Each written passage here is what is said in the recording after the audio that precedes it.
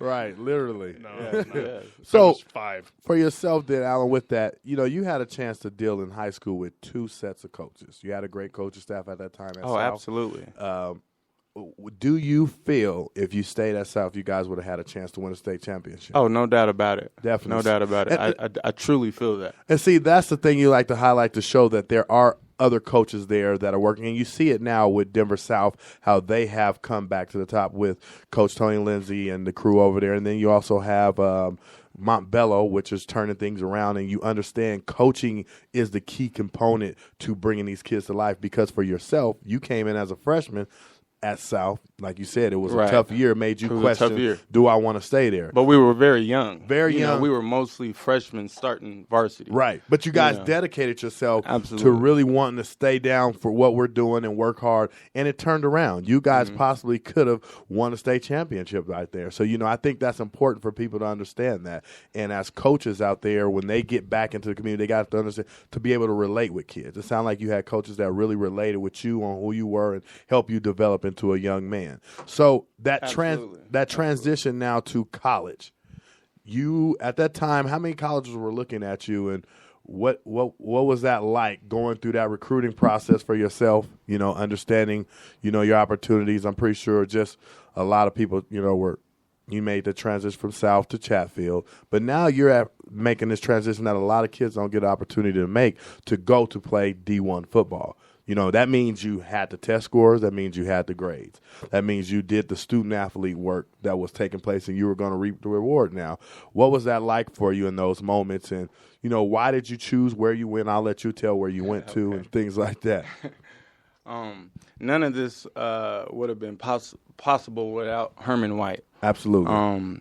And Mike Watson and Harold Johnson and the whole coaching staff at South High School, because most of those coaches came from my little league team, the Pirates. Right. So they were definitely more than coaches. They were like uncles and father figures. Right. And the impressive part about that was that they took so much time out of their lives to go above and beyond and actually, take the approach to make sure and walk us through the process of getting to college and writing schools and getting questionnaires back and so forth. Right. And making sure we got to football camps in high school early on to compete against other kids from out of town that we hear about, the Texas kids or Florida or California. So, absolutely, that definitely prepped us going forward, not only for competing with competition outside of our own element, so to speak,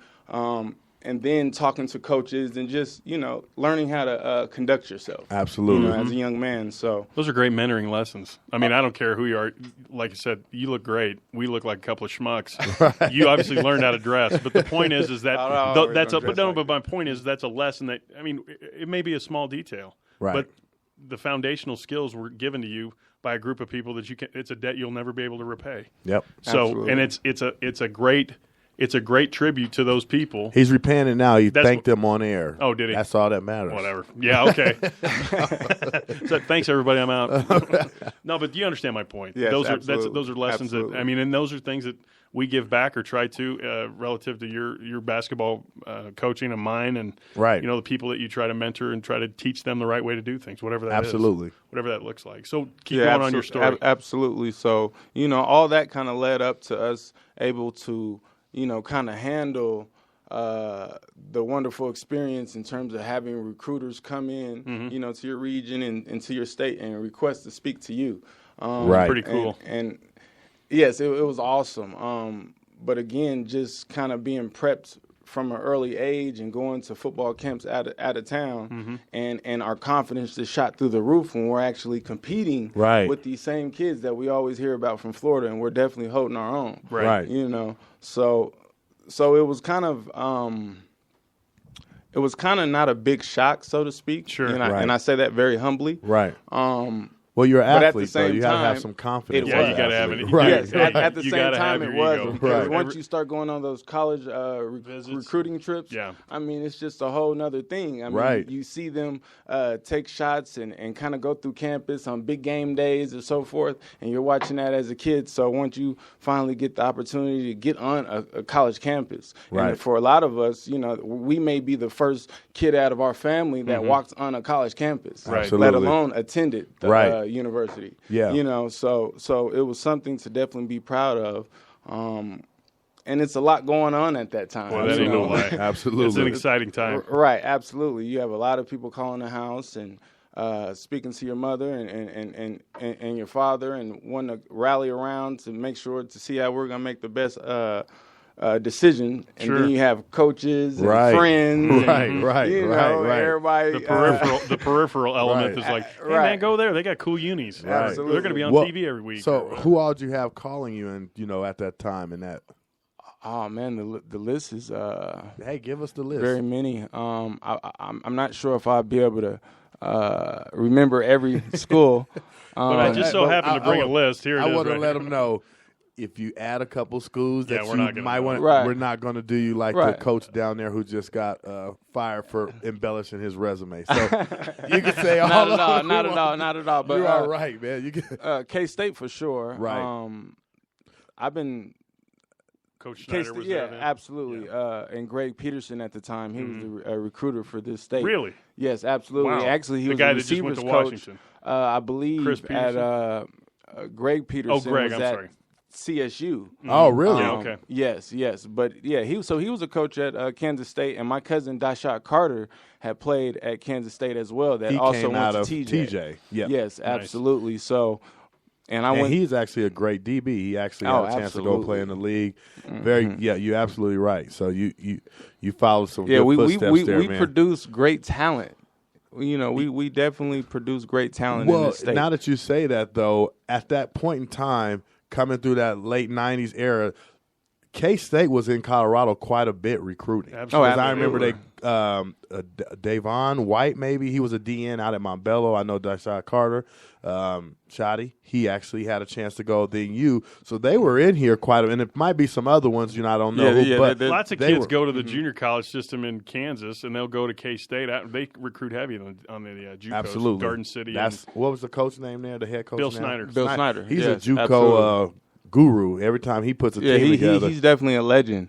You know, he's a college legend. absolutely. I mean, Good coach. just to do what he has done with the program. Right. Oh, my You know, God. They and- were a and where they doormat for started from. years. Yeah. He's definitely turned it around Absolutely. and made it, one of the more elite, Yeah, programs. program. You know, Now- and even when it gets off track, he always finds a way to get back back going. on. So, He absolutely. came back after Coach Prince was let go absolutely because of what he Yes. built. Yes. So, I Hey, mean, he's like, he has look, a this is my JUCO baby. connection. and I had a there. chance to get coached by both. Really? Did you really? Yes, Dang. absolutely. See, there, absolutely. those are the memories that you set place, and then you see these men still making a footprint in this game, And so for yourself, we'll fast forward a little. You ended up going to Indiana. Am I correct?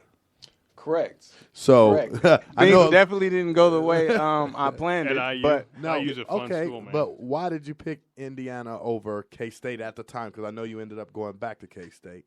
yes. Well, when it came down to it, I did want to go to Kansas State. Absolutely. I had a gray shirt my freshman year. Okay. If I were to go straight out of high school, because I didn't pass the first ACT when I first took the test. Okay. And that day we took that test, we were playing Smoky Hill at that time.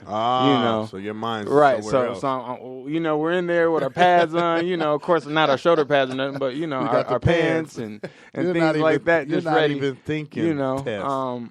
But I should have took it a lot earlier on, Right. in my high school years, Right.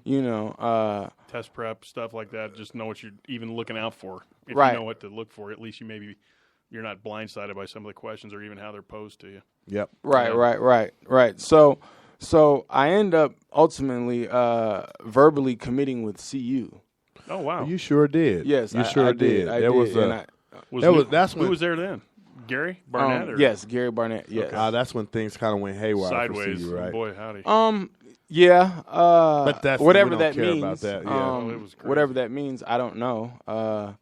But yes, I verbally committed. But I was always worried that they were gonna. I kind of seen the board and seen my name listed as an athlete, so I didn't really know where I was going to be put. Sure. You know, What did you want to be listed as? As a quarterback. Absolutely. Yes. QB. Yes. Boy, they needed one. Yeah. Hey, sure. Good grief. Well, that's why I say it went downhill then, because they just didn't keep the talent. You let somebody like this go out of state. We talked about this last week with the East kids. They have done a very marginal, and I'm being kind, say marginal recruiting Colorado kids. Yep, and they're picking it up now. I'm Yes, kind they of are. impressed how they're doing. They had So to. I don't want to blame. That was old staff, so they let this man go. They let quite McIntyre was pretty good. Yeah, so go ahead and finish. So you committed there, then you see you verbally, and then Indiana on paper signed your national letter of intent. Well, before. It was a verbal commit to CU, and I kind of prematurely, gave a verbal commit. Right. Well, right. you were a kid at the time. Right. It's right. like, look, absolutely. As a man now, you're there like, was a lot going on. I shouldn't have done that. Right. Yeah.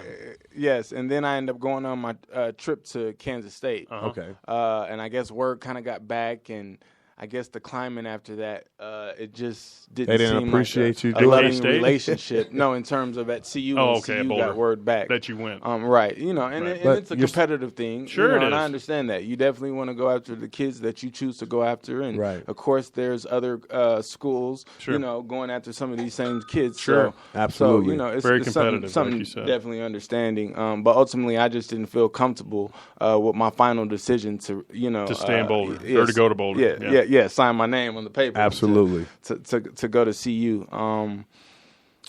And I think that there is a lot of great talent that has kind of gotten away from Colorado. Yes. Yep. I would definitely say that. I mean, absolutely. 100% agree. You have, even in my years, in my generation, with Lindell and Calais Campbell. Right. I mean, they're playing outside of the state. Yes, that's a difficult thing to look at. I mean, even back, Darren Crine, a guy to play defensive end for University of Miami, went to Smoky. You're like, how does that kid get out of here? That's not like, look, we got a connection. That's Miami. And see, but it's Miami. Yes, or exactly. It's a USC, or it's a Texas, or it's a big time school that you may always see on TV. But see, why can't CU pull that? Here's why. When you have a kid in your state that is being seen by Texas, Florida, Miami, you can't tell me they haven't had a brand in their head from CSU since a kid. What are you not? You can't let them go. You know what I mean? To me, your pride. You're gonna play. If you have an opportunity to play for your home school, I think most people will. What I've been hearing a lot of from kids is, they come in at the last minute where it's like, you're not really showing me love. You're only coming after me just because you see someone out of state now. Here's the deal. I think there's another element, but go ahead. No, you have it. Okay. Here's what I see from Coach Boyle on the basketball side. He's got 2 starters from Colorado right now. He will have 3. Yeah. Dominique Collier will start for them, whether it be late in his freshman season or sophomore, whatever. The point is like Coach Boyle says, and he says this to all his recruits, he went to Kansas. He was a guy. He was just a guy. Right. He said, now, do you want to be a big fish and a difference maker at the University of Colorado, or do you want to be just a guy they plug in? And ultimately, that's what's getting people here. Yeah. From our state. Well, of course, we've had players. Yeah. We had Nick Fazekas that went to friggin' Nevada, 7-foot kid who's played in the league. And it's like, okay, he wasn't good enough to play here? Right. Are you kidding? Right. You can fill up the borders. You want people buying in to your own product. Absolutely. You want, whether it be CSU or CU, you want people buying into this. Yeah, and that's absolutely true. And what's that other element that we missed that you feel? Well, it's not necessarily something like it's a right or wrong thing. Oh, no, definitely. But it's I think it's a case-by-case scenario. Right. 100%. Each person is different. Right. So, wait. So are you saying that this ought to be great? CU was recruiting Lindell White hard enough, he should have said no to USC? I think he'd have probably still went to USC. I would have. That's too. why I said. I mean, it's a case by case because Absolutely. sometimes us as the individual, we may want to go out there. state. Yeah, absolutely. And we may want to go to a school that you always hear about and that you always see winning championships. Right. And when you look in the NFL, you always see their name. A lot of the individuals in the NFL that's coming from a Florida University State, of Miami, and Florida these different State, names. Right. So as a kid, that's our goal. Absolutely. So. Well, that's a good.